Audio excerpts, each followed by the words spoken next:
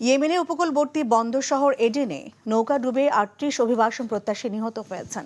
এছাড়া এখনও নিখোঁজ রয়েছেন প্রায় ১৫০ জন। সোমবার পূর্ব এডেনের সাবওয়া প্রশাসনিক অঞ্চলে এই ঘটনা ঘটে। এই অভিযাত্রীদের সবাই আফ্রিকার ৪ দেশ ইথিওপিয়া, এরিত্রিয়া, জিবুতি ও সোমালিয়ার বাসিন্দা।